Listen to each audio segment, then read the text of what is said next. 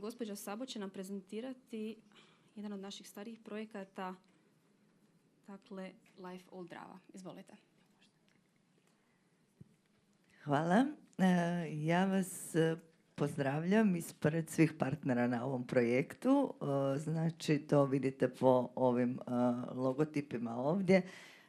Radi se o Mađarskom nacionalnom parku Dunav-Drava, hrvatskoj općini smještenoj u Virovitičko-podravskoj županiji, općini Pitomača, našoj javnoj ustanovi, znači javnoj ustanovi za upravljanje zaštićenim dijelovima prirode i ekološkom mrežom Virovitičko-podravske županije, WWF-u, Ured Mađarska, udruzi ribolovnih udruga, asocijaciji ribolovnih udruga županije Šomođi iz Mađarske i šesti partner na projektu je naša razvojna agencija Virovitičko-podravske županije Vidra, koja je sa hrvatske strane pomogla u pisanju projekta.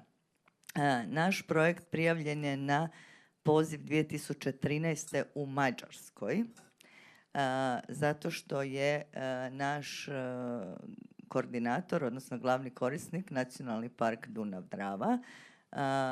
Naziv projekta je znači prekogranična suradnja na revitalizaciji kompleksa riječnih staništa u području Natura 2000. Akronim projekta je Old Drava, a ovdje vidite i njegov engleski naziv. Znači, to je program još projekt iz programa Life Plus. Ovdje sam već nabrojila sve partnere. Nisam predstavila sebe, ja sam Tatjana Arnold-Sabo i ravnateljica sam spomenute javne ustanove Virovitičko-podravske županije. Zašto je uopće došlo do suradnje partnera na ovom projektu i njegove prijave?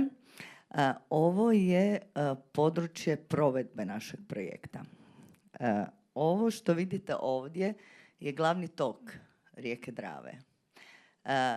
Granica između Mađarske i Hrvatske je uspostavljena negdje početkom 20. stoljeća.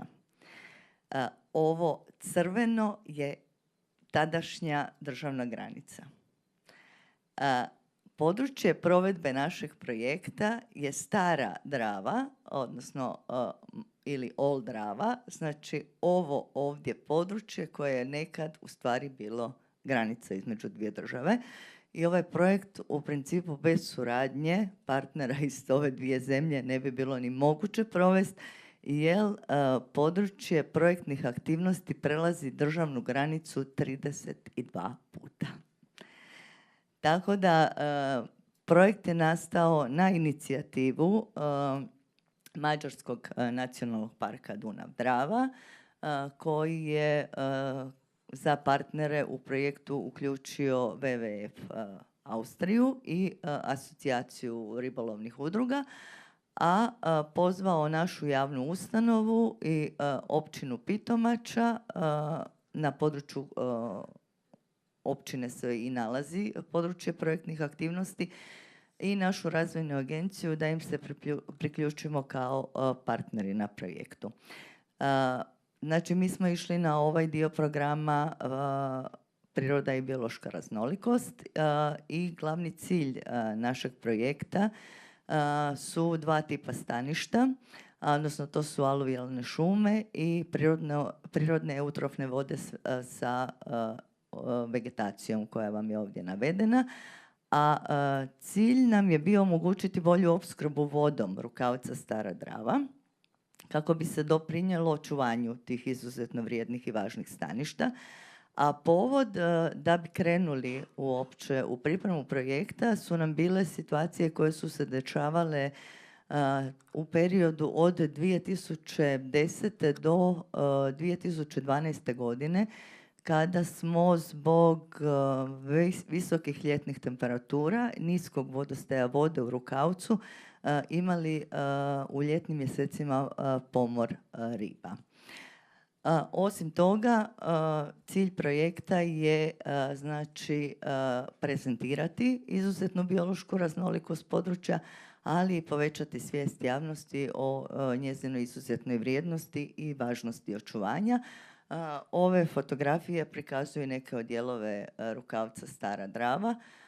koji je znači prostor provedbe naših projektnih aktivnosti. Glavna ideja je bila kako zadržati vodu iz rijeke Drave u rukavcu Stara Drava, pogotovo u tim ljetnim mjesecima kada dolazi do spomenutih problema i u suradnji sa tvrtkama koje su angažirane i sa mađarske i sa hrvatske strane. Dugo smo razmatrali šta bi bilo najbolje i odlučili smo se za izgradnju brane, odnosno jedne pregrade u samom rukavcu koja bi doprinijela dužem zadržavanju vode u tim naročito ljetnim mjesecima kad to je predstavljalo veliki problem. Sljedeći jedna od projektnih aktivnosti za koju smo smatrali da je isto vrlo bitna, da ju provodimo, je pošumljavanje tog područja autohtonim vrstama kako bi se smanjio gubitak bioraznolikosti šuma u tom području. U tom području znači nalaze se poplavne, odnosno galerijske šume kojih je na europskom nivou sve manje, a posebno vrijednost predstavljaju šume crne topole, jer pojedina stabla kao ovo ovdje imaju promjer veći od 10 metara u opsegu. Sve ih je manje, nažalost alohtona vegetacija je vrlo invazivna i oduzima prostor, tako da su kolege sa mađarske strane jedan dio šumskih kompleksa već zasadili sadnicama tih autohtonih vrsta šumskog drveća. I sa jedne i sa druge strane granice provode se istraživanja kako ribljih vrsta, tako i vodenih staništa u tom području. To je bila u principu prva aktivnost koju smo započeli i sa jedne i sa druge strane granice. Kolege iz Nacionalnog parka su angažirali znanstvenike sa sveučilišta u Pečuhu, a naša javna ustanova je isto tako angažirala jedan tim stručnjaka u koji su uključeni i dr. Marcelo Kovačić sa Riječkog sveučilišta, gospođa Jasna Razlog-Grlica, njezin suprug i još određeni pomoćni djelatnici. I tako da kontinuirano već nekih 2,5 godine provodimo znači istraživanja i pratimo stanje vodenih staništa i ribljih vrsta u tom području. Jedna od projektnih aktivnosti kojima smo isto tako posvetili pažnju je onaj negativan utjecaj čovjeka u ovom području, jer radi se o području koje je turistički uz rijeku Dravu u našoj županiji najpopularnije i najviše iskorišteno, to je tako naša Križnica. I tokom godine ljudi su postavljali ovako različite nastambe. Ovo su neki od blažih oblika koje smo ovdje prikazali, ima ih koji su puno lošije izgledali, čak je bilo situacija da su pola kombija uvezli u rukavac pa sa njega pecali i takve stvari.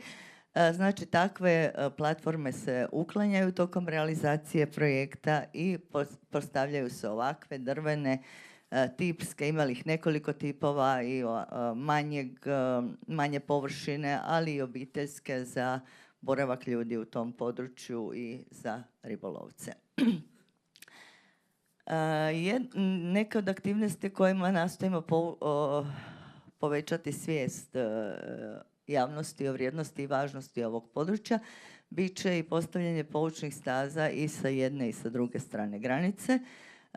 Isto tako na području Križnice uredit ćemo Natura 2000 info točku, a isto tako kolege iz mađarskog WWF-a izrađuju studiju o različitim praksama upravljanja, utjecaju projekta na lokalno stanovništvo i ciljane vrste i staništa. I nastojimo što više uključiti lokalno stanovništvo, prvenstveno ribolovce, u svoje projektne aktivnosti. jedan od načina na koji želimo prezentirati stanje prije provedbe našeg projekta, tokom realizacije, ali i vjerujemo pozitivne učinke koje će projekt imati nakon svojeg završetka, je izrada edukativno-promotivnog filma koji je projektna aktivnost naše javne ustanove. Isto tako projekt ima web stranicu na kojoj možete saznati više podataka o projektu. Kolege iz Razvojne agencije razvijat će mobilnu aplikaciju, a kolege iz WWF-a promotivne materijale od kojih su neki već izdani.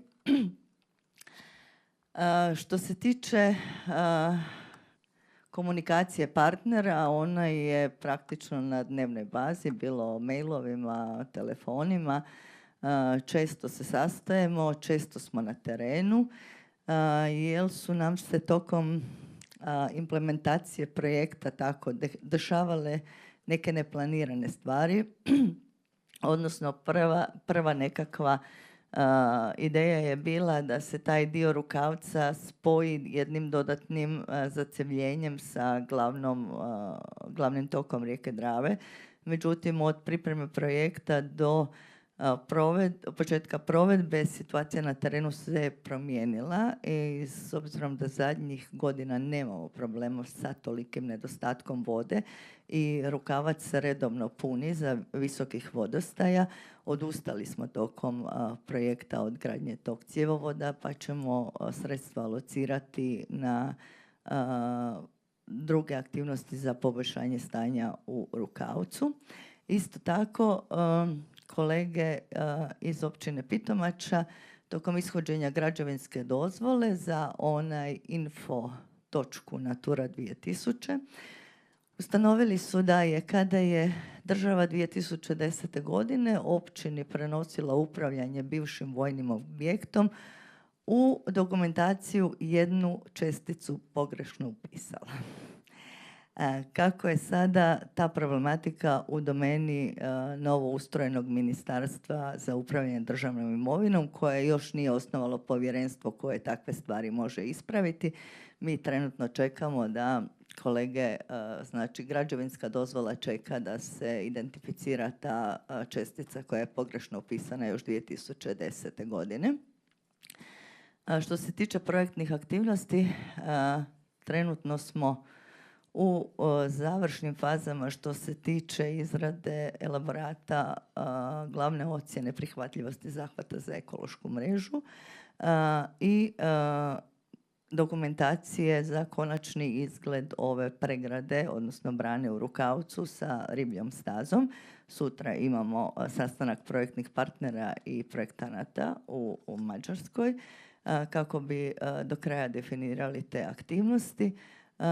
I u principu privodimo aktivnosti kraju, jer naš projekt je započeo znači 1.6.2014. godine, a trebao bi završiti 31.5. sljedeće godine, znači 4 godine.